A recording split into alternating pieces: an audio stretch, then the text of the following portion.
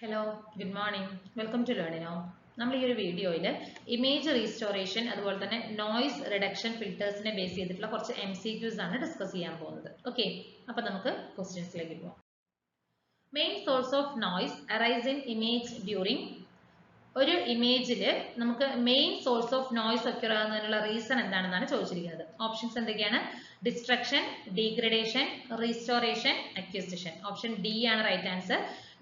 Due to acquisition, the main source of noise are arising in the image. Okay, option D ആണ് right answer. Salt and pepper noise also referred to the term.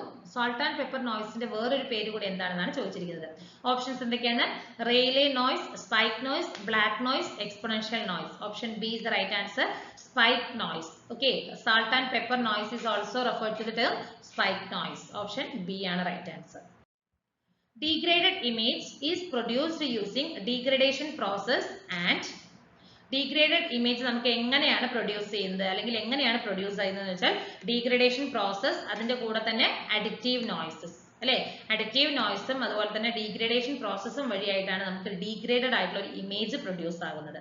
Option D ആണ് right answer. Degraded image is obtained in. Degraded image നമുക്ക് എവിടെയാണ് ഉണ്ടാകുന്നത് എന്നാണ് ചോദിച്ചിരിക്കുന്നത്. It is obtained in a spatial domain. It is obtained in spatial domain. Okay, option B ആണ് right answer.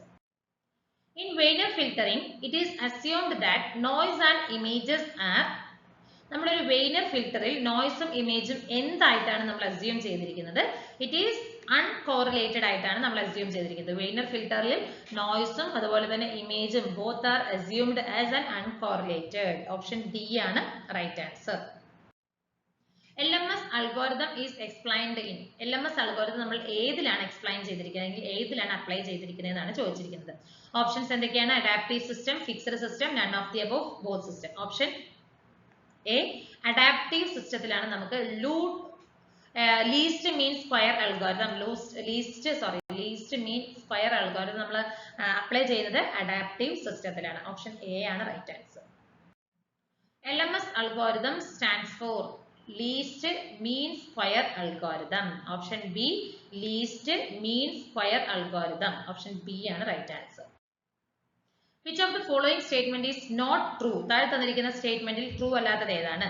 An adaptive filter could predict future samples of a sequence, is a linear, is a time invariant device, minimize the difference between the desired and actual output. Option C ആണ് അല്ലേ? നമുക്കറിയാം it is a time variant device ആണ്. It is not time invariant device അല്ലേ?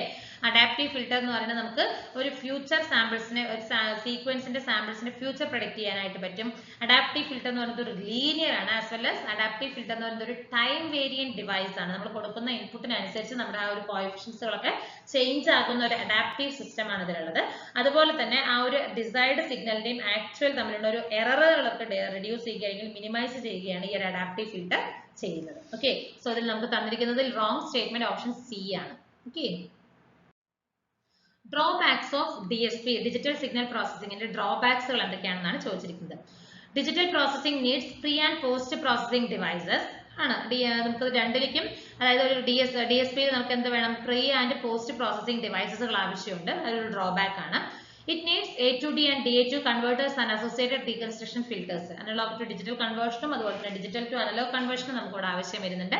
അതേപോലെ തന്നെ reconstruction ഫിൽറ്റേഴ്സും ആവശ്യമാണ്. ഇതൊക്കെ നമുക്ക് ഈ പറയുന്ന DSPയുടെ ഡ്രോബാക്സ് ആയിട്ട് പറയാം. ഹൈ കോസ്റ്റ് വൈസ് നമുക്ക് പറയാൻ പറ്റില്ല അല്ലെ.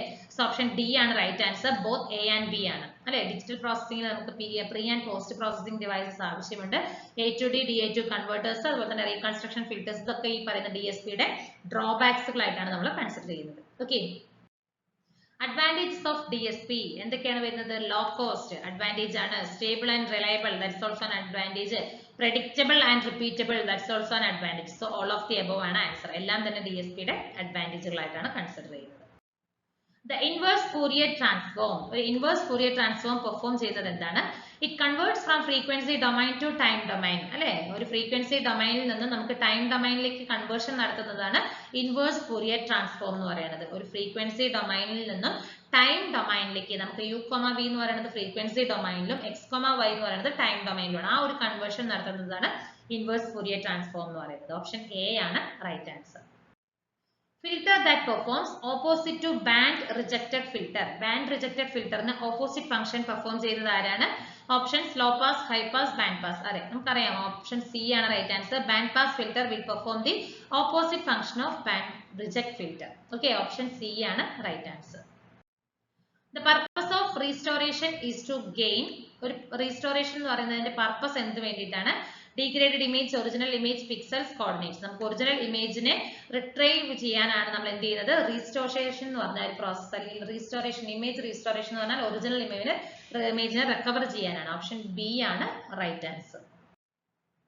Power spectra and noise of undegraded image must be known is a statement of.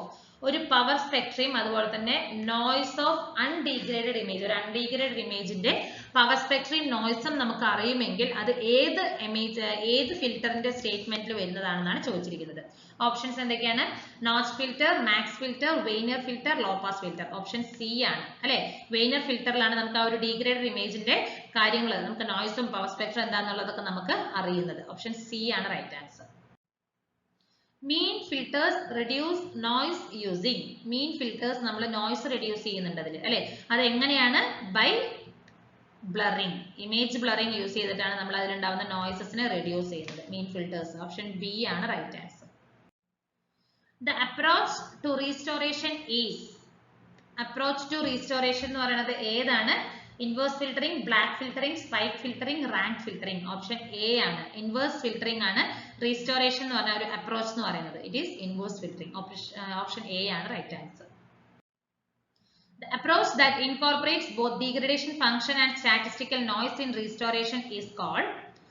Both degradation function അതുപോലെ തന്നെ സ്റ്റാറ്റിസ്റ്റിക്കൽ നോയ്സും രണ്ടും കൂടി ഇൻകോർപ്പറേറ്റ് ചെയ്തിരിക്കുന്ന ആ ഒരു റീസ്റ്റോറേഷൻ പ്രോസസ്സിൽ വരുന്നത് ഏതിലാണ്?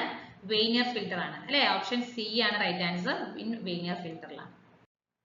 Spatial filtering is used in the presence of. Options എന്തൊക്കെയാണ്? Additive random noise, gamma noise, black noise, exponential noise. Option A ആണ് റൈറ്റ് ആൻസർ.